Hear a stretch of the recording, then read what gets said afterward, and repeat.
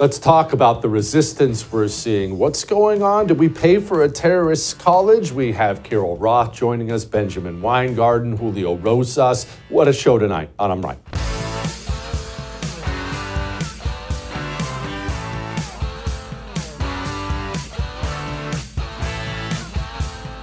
Before we get into the system and the resistance and all that stuff, for 2 nights in a row, we sadly have to honor the fallen.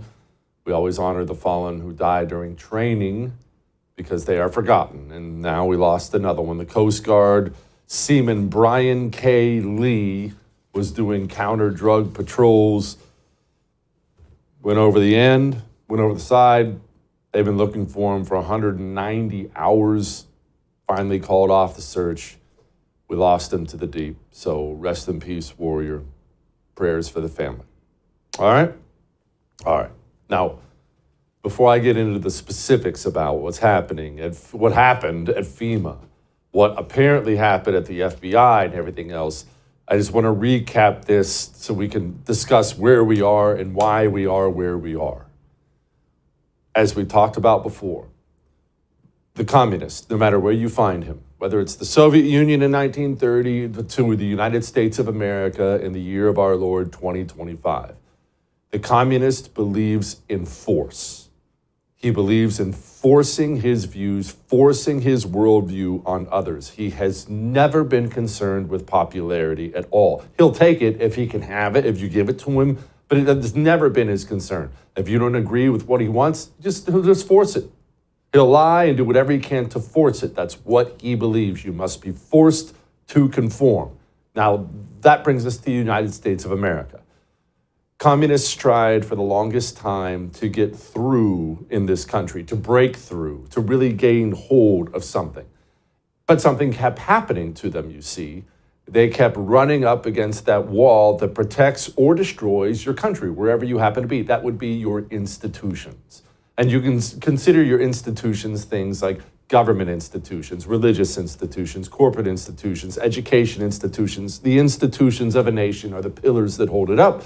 Well, back in the 60s, when the radicals like the Weather Underground were chucking nail bombs around and things like that, they weren't getting the communist revolution moving. They couldn't get it moving in this country. It was frustrating them to no end. Why? Because they were slamming into the institutions. So what to do?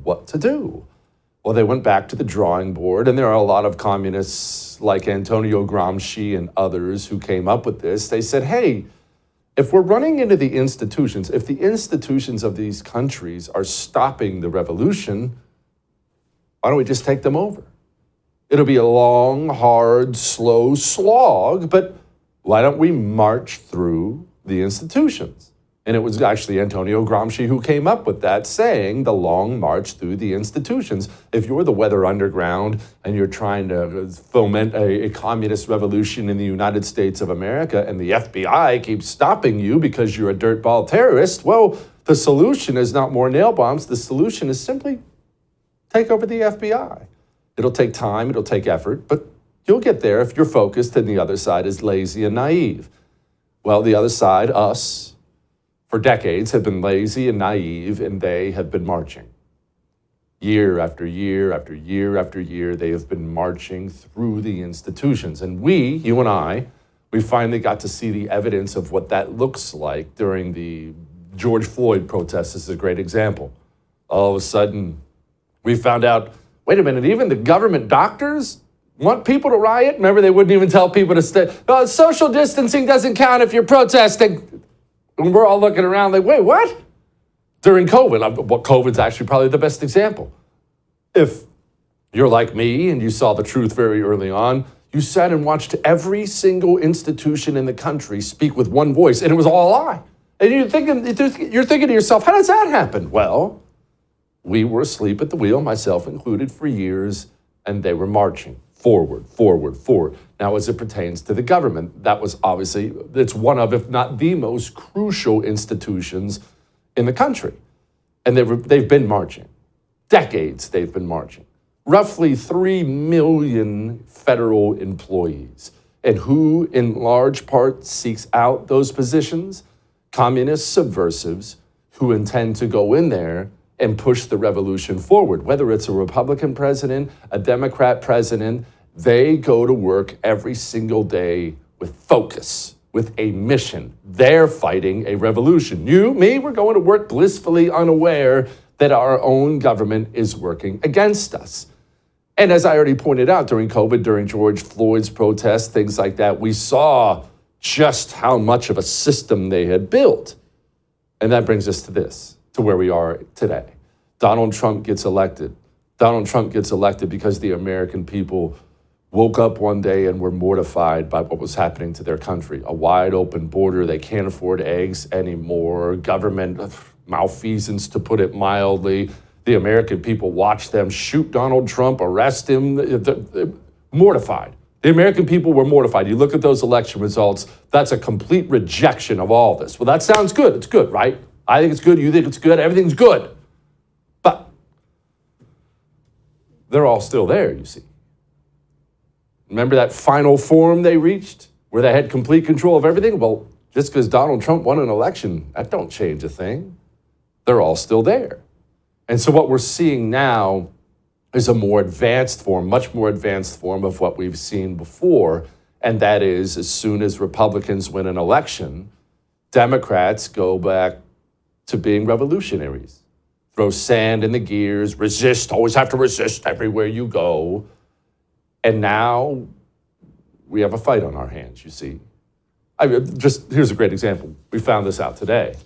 FEMA just had to let go of some people, fired some people. Why?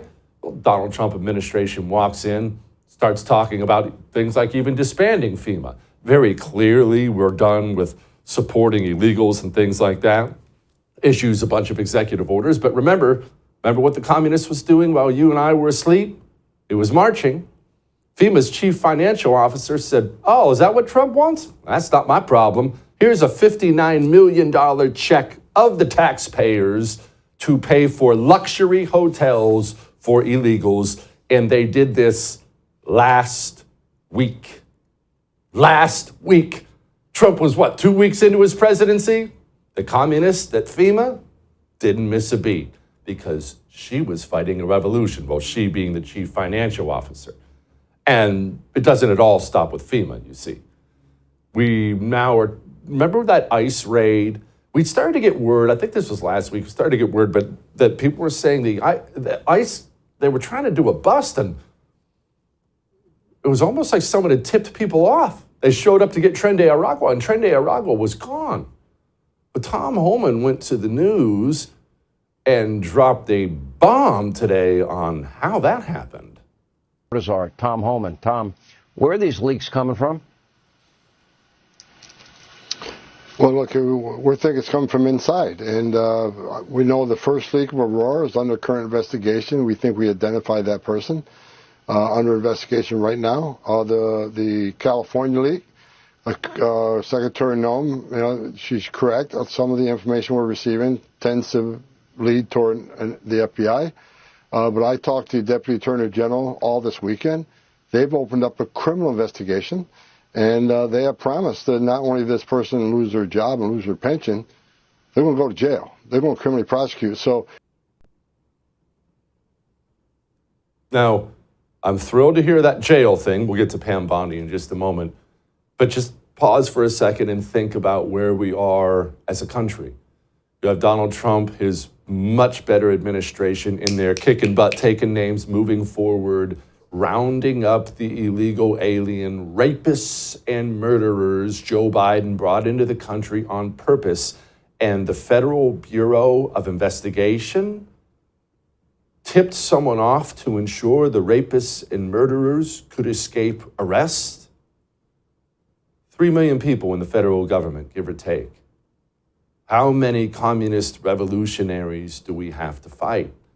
And along the lines of fighting them, you wake up every day now, you look at your phone and you see news story after news story about this activist judge stopping this activist judge stopping that. Remember all those stories about all the judges Joe Biden was putting on the courts? Well, he wasn't doing that to protect the rule of law. They were doing that to cement, to shield the communist system they had already put into place into this country. So now We have judges essentially running the United States of America, or if they're not running it, they're in the very least stopping any good Donald Trump might try to do with this country. And that brings me to Pam Bondi. And what I'm about to say is not an insult to Pam Bondi because I don't know yet. She's been there for 5 minutes. I don't know yet. I'm happy Tom Homan's talking about people going to jail. But Pam Bondi is going to have to turn herself into a villain very, very, very quickly. Pam Bondi is going to have to start marching government employees into federal prison. That's what it will take. Not resignations. We see that all the time. He's resigned. Not reassignments, not even firings, not the revocation. Revocation? I don't know how to say that word, of security clearances. No, that's child stuff. The communist revolutionaries inside of the federal government must see their fellow communist revolutionaries marched into federal prison for years and years and years because the communist only understands fear and pain. So Pam Bondi's on the news talking like this. If anyone leaks anything, people don't understand that jeopardizes the lives of our great men and women in law enforcement. And if you leaked it, we will find out who you are and we will come after you. And it's not going to stop our mission. It's not going to stop the president's mission to make America safe again. We were very clear with the lawsuit that we filed in Chicago that if you don't follow the law, you will be prosecuted by the department. Okay, that's great. That sounds great. Again, I'm not insulting her. That better happen.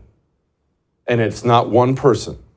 We don't need to see one person going to federal prison. No more tiptoeing around this whole thing. We are most definitely fighting a war, a political war by the grace of God. We are fighting a war against communists who are not going to just hand back power because they got their butts kicked during an election cycle. Pam Bondi better turn herself into a fang-wielding pit bull who sends communists to federal prison by the dozen. All that may have made you uncomfortable, but I am right. Remember, we all have a role to play when it comes to fighting that communist system that's been cemented into place in this country. You and I do too. Where do you spend your money?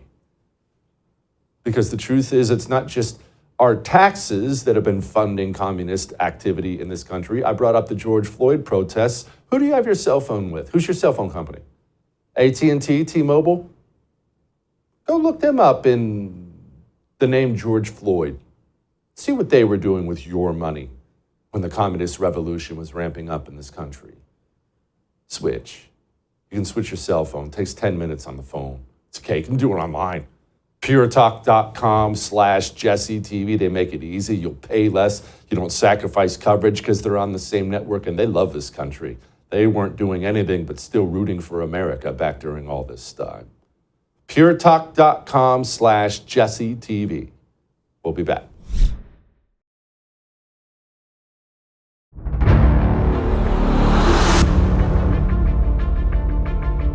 Well, the animals are in the streets rioting over cutting government funding, which is absolutely hilarious to me in so many ways. Joining me now to talk about all this FEMA nonsense and other things, my friend, United States Marine and national correspondent for The Blaze, Julio Rosas. Okay, Julio, can you walk those? Lots of people woke up this morning and they were stunned to find out we were paying for any hotels for illegals. Obviously, this is something you've been all over for a very long time. But can you please explain why we're sending $59 million to New York City to put Lupe up in the Roosevelt?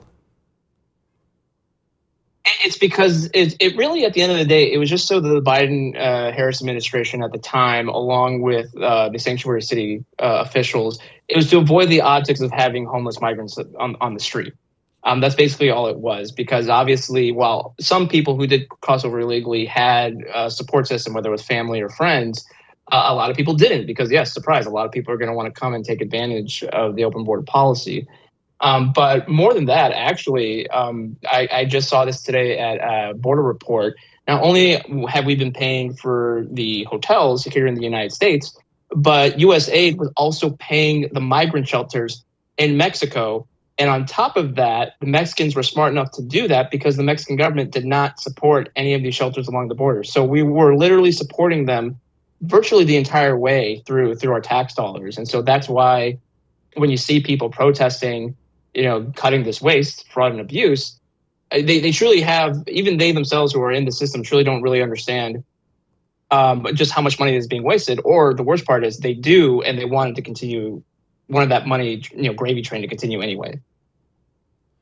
Julio, it's honestly, it's a little bit, I'm the worst cynic in the world, and I've always been talking about this level of corruption, but even me, you wake up every day and you find out new details of just how deep the rot goes within our government and how many parts of our government were focused on wrecking this country. It's a lot to take in, is it not?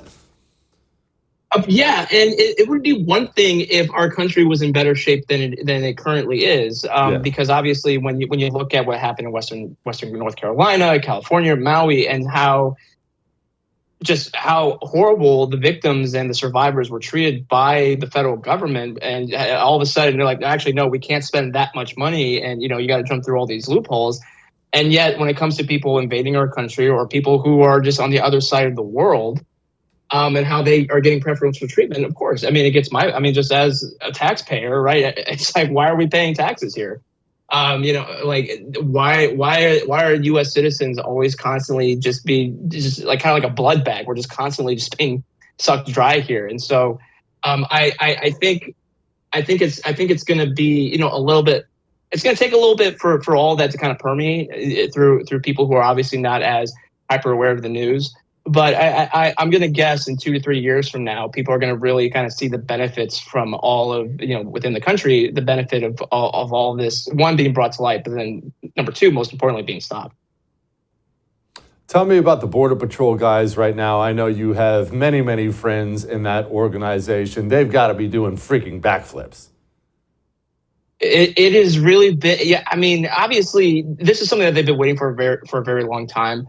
And even just the other day, one of them texted me being just ecstatic over how the Pride webpage for Customs and Border Protection had been taken down, because that has nothing to do with the mission at hand, right? That has nothing to do with all the effort to in theory securing the border, which obviously wasn't happening the past 4 years. So I mean, just the fact that even if you look at what Texas, right? I mean, Texas was really the epicenter for many years because it shares, the largest part of the border with Mexico. I mean, the border crossings are down. I mean, 500 crossings a day, 300 illegal crossings a day. I mean, that is astounding. I mean, we would see 500 people at a single time during the day. And so to see that just being all along the border just really just shows how, one, this was being allowed to happen. This was being encouraged to happen by the U.S. government, by the Biden-Harris administration. And two, it just shows how idiotic the quote-unquote bipartisan border bill that was being proposed in the Senate last year, just how much of a farce that was, because they say, oh, actually, we need to allow up to 5,000 illegal crossings a day before an emergency declaration. It's like, no, that was totally unnecessary. It was just a shell game. It was just playing politics as DC likes to do. So, I'm finally glad that aspect is over, but as now we're shifting to the interior enforcement and the removals. I mean, that's kind of the next big battle, and that's why Tom Homan is literally today was begging Congress for more money, because sure, he said the numbers are good in terms of arrests. They're trending in a good direction, but it's not good enough, especially with they only have 4 years, four guaranteed years to kind of undo the damage of the previous 4 years. Yeah, 4 years, 6,000 ICE agents, about 50 million illegals to get out of the country. The math doesn't exactly pencil out there. Julio, my brother, thank you. Come back, join us soon. Semper Fi. Of course. Thanks. All right. Benjamin Weingarten's all over this government corruption. Let's talk about the Pentagon. That audit is still to come. We'll dig into this USAID stuff some more before we get to Benjamin. Let's talk about expenses. You ever have to do expenses with your company? How much time would you say your company spends on expenses? We have to categorize this. I need the receipts for that. You got to run this down, run that down. I go through it in my house. The wife does the expenses, always figuring out, what'd you buy here? Where were you? You know, there's a corporate card who takes all that away. How much time would you save? How much money would you save if you could just use a card called Ramp and it does it all for you? That card exists. Go get the Ramp card. It'll make your life so much freaking easier. Categorize it, gets everything laid out for you. It's like having your own finance team, only it's your own card. So go pick one up. And now for a limited time, listeners of this show can get $250 when you join Ramp. Just go to ramp.com/Jesse. That's ramp.com/Jesse. Cards issued by Sutton Bank, member FDIC. Terms and conditions apply. We'll be back.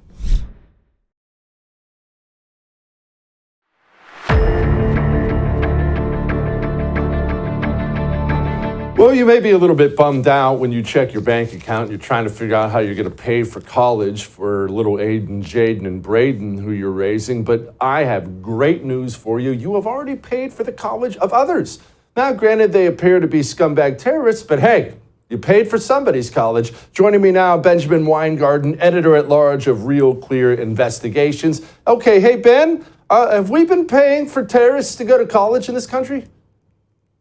Paying for terrorists to go to college, paying for terrorists to be able to build their heroin businesses, to fund their jihadist efforts to take out Americans and our allies. And, you know, as you were doing that intro, I was thinking the way to pay for your kids' college is to set up a democracy-focused NGO and then use the funds to underwrite their education. That's the way to do it. God, it's just... I feel so filthy even discussing how horrible this system is. Okay, Ben, so for all the people who are a little confused on what we're talking about, break down some details. What do we discover today with the newest USAID discoveries?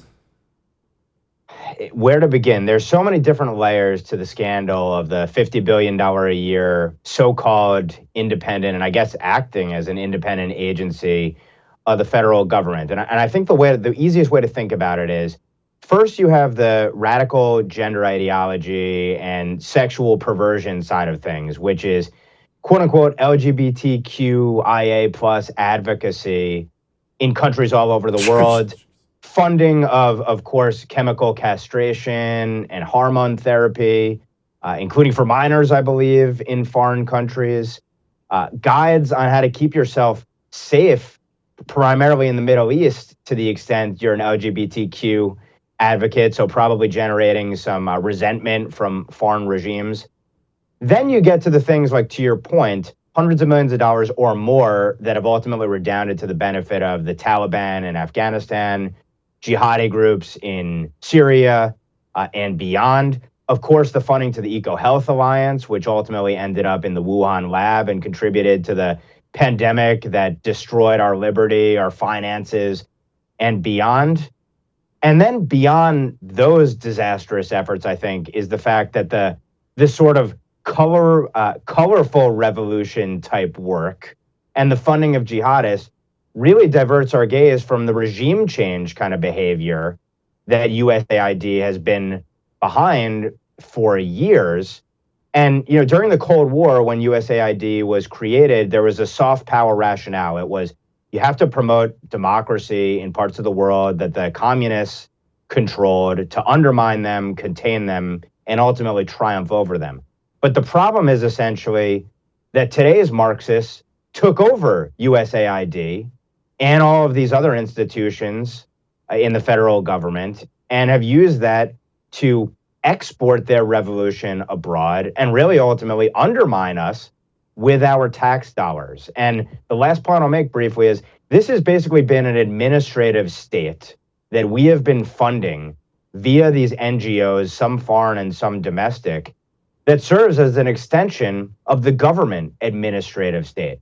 Totally unelected, unaccountable, paid for with our tax dollars to spread left-wing radicalism around the world and of course, line the pockets of the allies of our government here at home.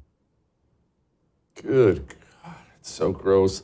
Ben, what about media organizations? At least At least tell me I haven't been going to work every single day and the government's sticking its filthy fingers in my wallet and handing it to media organizations who hate me. That hasn't been happening, right, Ben?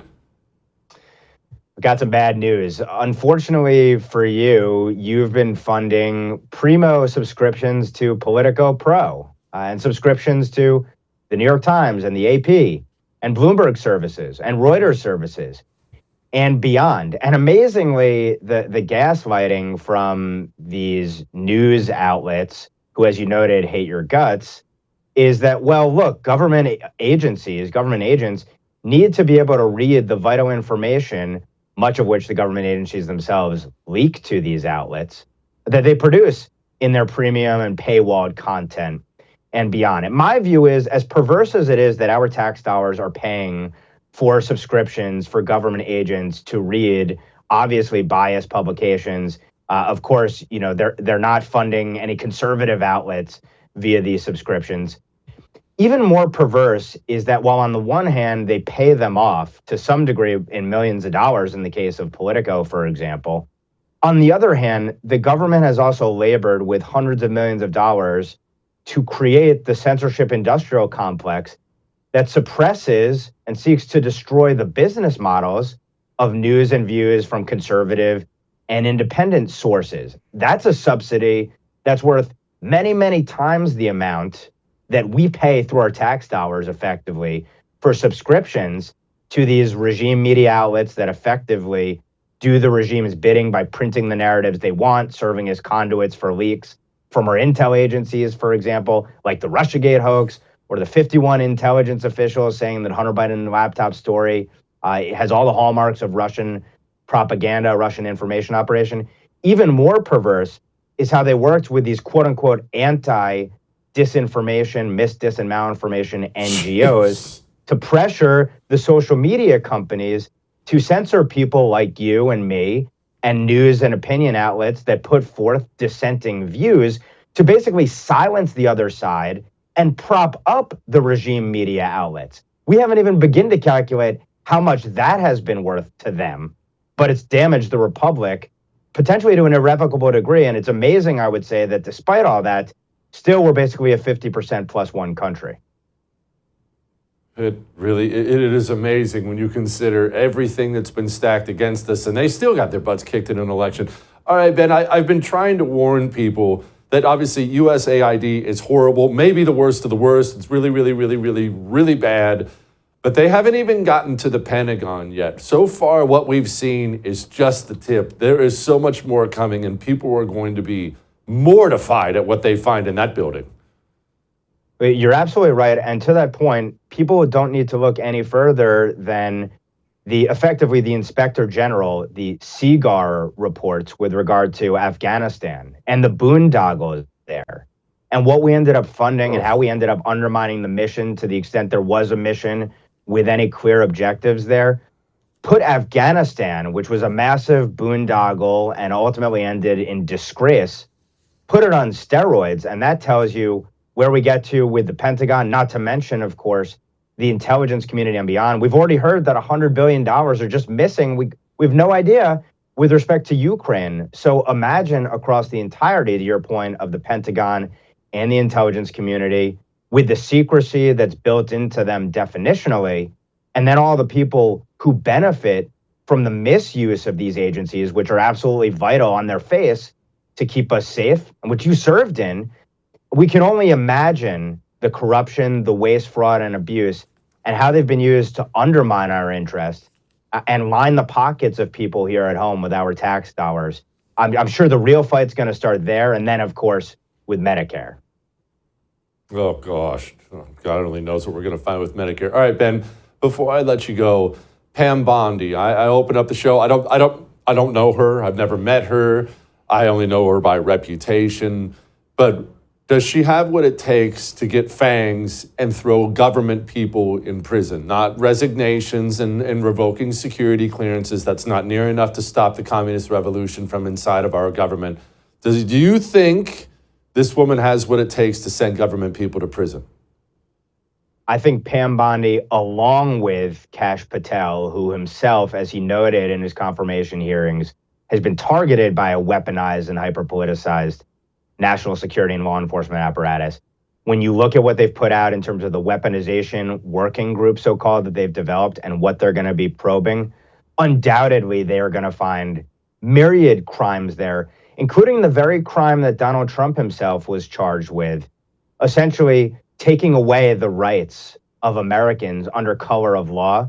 We've seen that on steroids to the hilt with all of these different weaponized prosecutors at the federal level and on down. So if they pursue the merits of the cases, and I believe they will, there have to be criminal charges. Anything else would further the injustice and further undermine our republic at the end of the day. Yeah, no doubt. Ben, that was awesome, brother. Come back soon, please. Welcome anytime. Thanks for having me. Hey, it's hard for me to hear this stuff too. All right, I wake up every day. Look, it's a good time because we're exposing it, but it's hard to go to the doctor's office after you got your blood work done and find out you're very, very, very sick. Now, it's better that we know, but it's hard to hear. Just keep your chin up. One day at a time, we'll keep cleaning this crap out, all right? In the meantime, get yourself some sleep. Dream powder will help you with that. Maybe you wake up every morning and you're looking at your phone and you're raging all day long. Tough to sleep.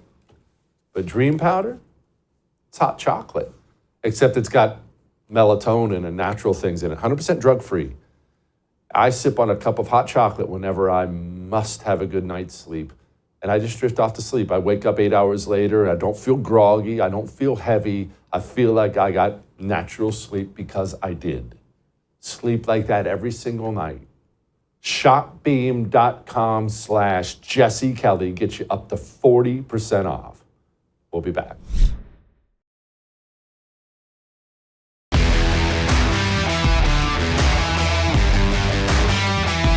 Okay, this is going to be a conversation I'm going to enjoy because Trump is rolling out tariffs. And as I told you before, Trump loves tariffs. He has an older might not even be appropriate, a different, more protectionist view of it, very much a Teddy Roosevelt Republican. Everyone thought he was just threatening Canada and Mexico, so they'd throw some Mexican troops on the border. And as I told you, yeah, it's part negotiating tactic, but he's bringing tariffs. He loves them. He always has. He believes in them. Joining me now to talk about them, the moves, the potential counter moves, and other things, the wonderful Carol Roth, who knows a lot about this stuff, author of the book, You Will Own Nothing. In fact, she's wrote a lot of wonderful books at this point in time. Okay, Carol, as I've explained to people, Trump is a tariff lover. It's a very much an older Republican way of thinking, but this is what he loves. It's what he believes in. I don't care how many Canadians get put on the border. Tariffs were always coming for somebody. I love the fact that they keep talking about, well, in the 1800s, we had all of these tariffs and it paid for everything. Okay, we're not in 1800 anymore, people. We're in 2025. Our economy looks nothing like it did in the 1800s. The currency looks nothing like it did in the 1800s. Our fiscal foundation looks nothing like it did in the 1800s. So, while that's a nice, thing to say, it's a completely irrelevant data point.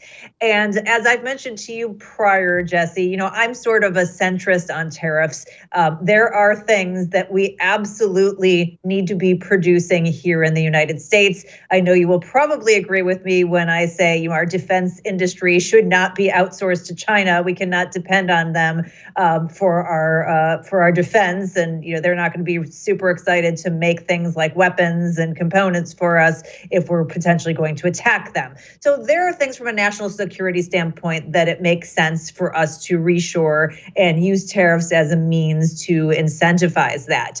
There are a whole bunch of things that it makes absolutely no sense to reshore, and we couldn't do it if we wanted because the cost of those goods and services would be so high that nobody would buy them.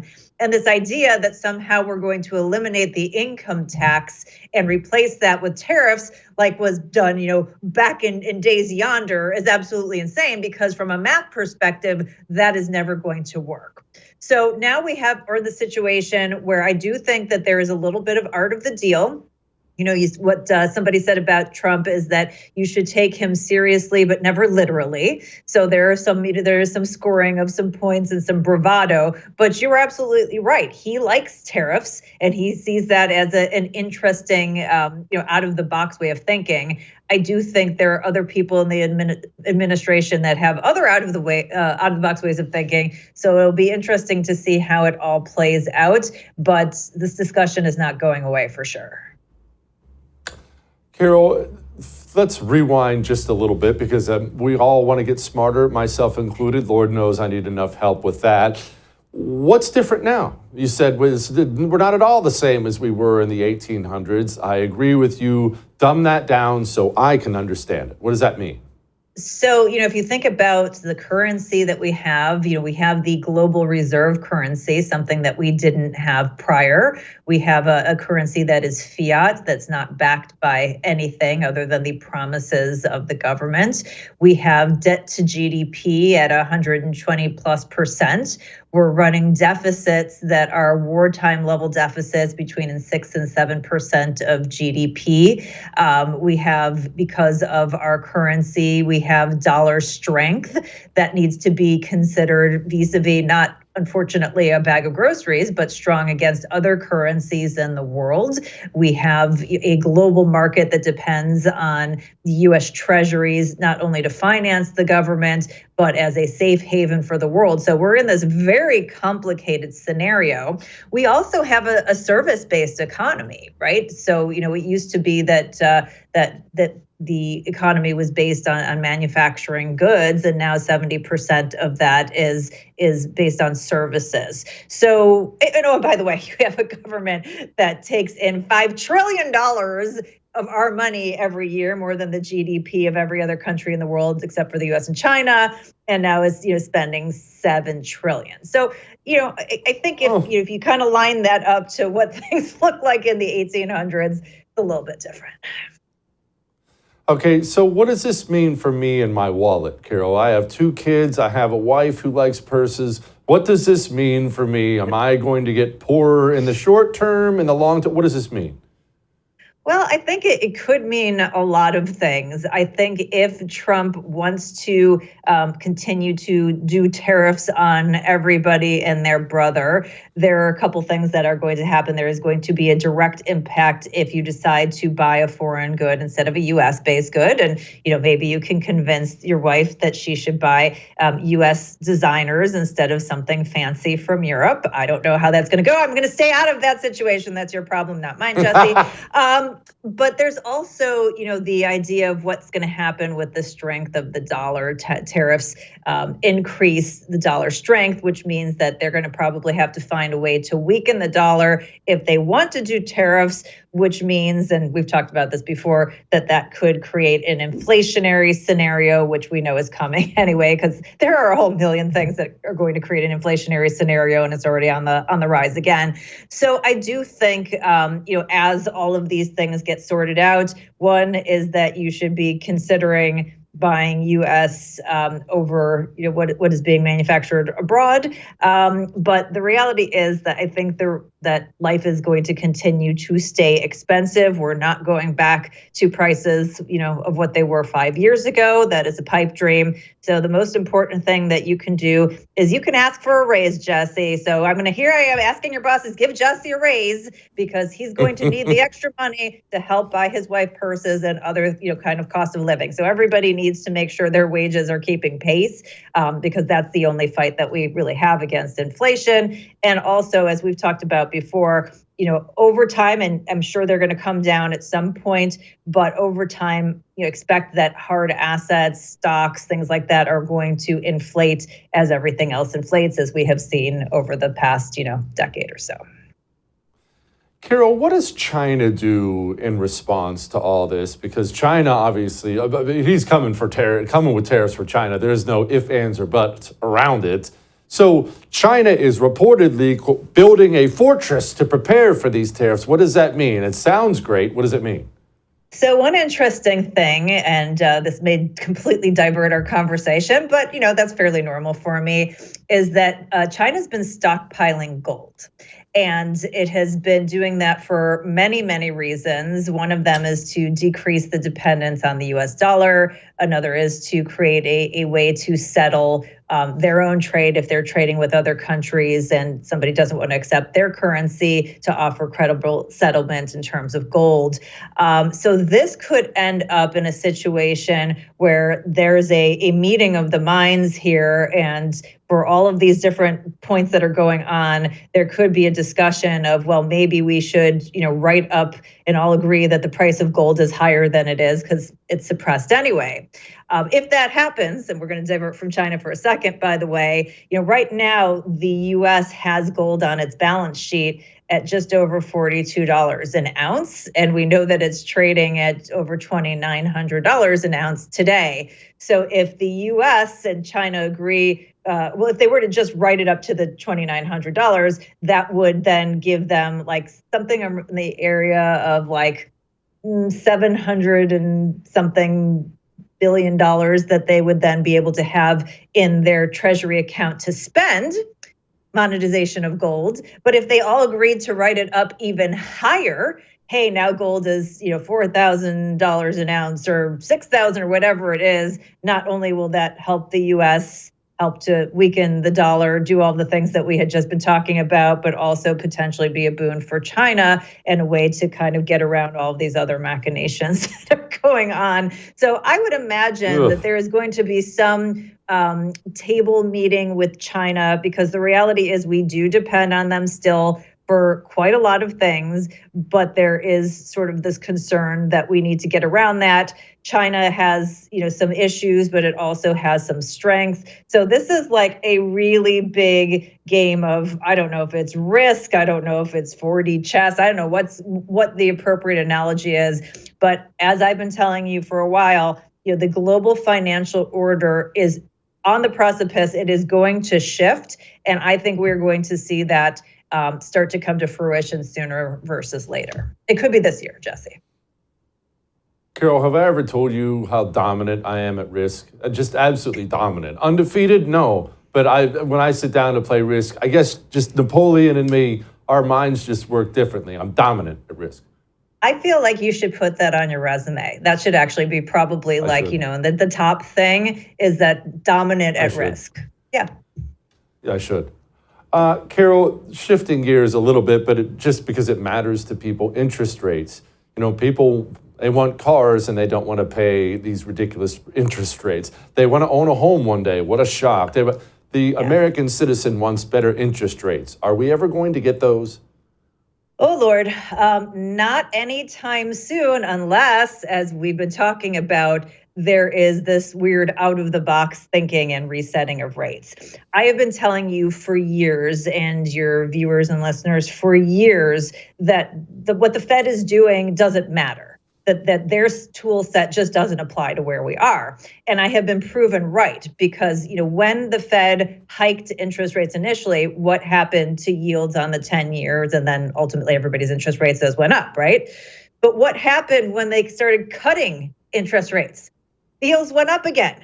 And that's because they no longer have that control. It is being determined by the market, is being determined by fiscal policy, and their own policy is completely off the table. So as I noted, right now, the yield on the 10-year is rising again. It's getting to levels that are potentially concerning, even amidst the fact that we had these rate cuts previously from the Fed. And those are unfortunately, what is going to drive a lot of the rates in the market, especially on the mortgage side. That is a relevant point, as well as demand for mortgage-backed securities. And we just don't have the demand in the market for all of the treasuries that we're issuing for the mortgages. So I feel like for the time being, rates are going to get higher. Now, what could happen is that there is a break point. There is a point which we're getting close to where rates will become too high, particularly on a 10-year as the benchmark, and that could send us into a debt spiral that could end up breaking the global financial markets if we get to that level. And again, we got real close to it. We've come back off a little bit, but we're in that neighborhood. The Trump administration does not want that to happen. They cannot afford for that to happen for many, many reasons. And so that means, again, you may see some kind of an interventionist policy to try to bring down interest rates. And whether they go crazy and say, oh, we're going to bring them way down so we can refinance the debt and people can have better mortgage rates and all these kinds of things, or they do kind of an interim step, is really anyone's guess.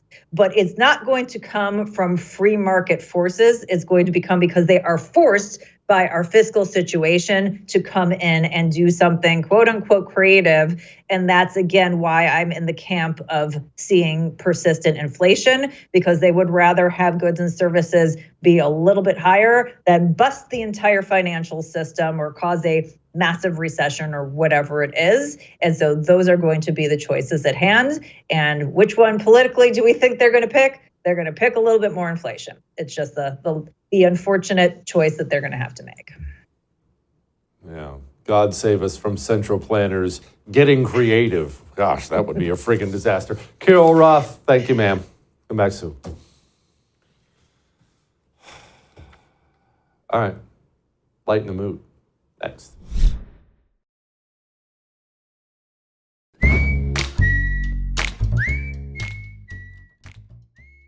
All right. It is time to lighten the mood. And you know what lightens my mood? The knowledge that the greatest book ever written, The Anti-Communist Manifesto by me, came out today in paperback. Did you know that? I know it was already out in hardcover and national bestseller, not that I would brag or anything like that. But today, you want the paperback version, you can get it. JesseKellyBook.com is where you go do that.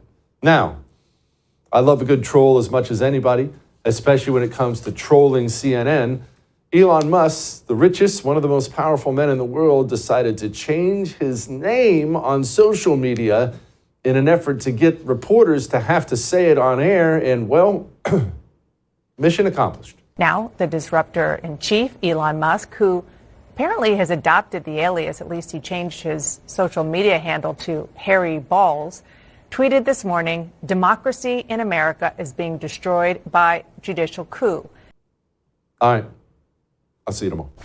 I would thank you for coming to my YouTube channel, but I know how brilliant it is, and I know you love it here. So subscribe and watch. We're going to start really ramping things up and putting some funny stuff, some interesting stuff out there, some collaborations. Either way, my YouTube channel is officially the place to be.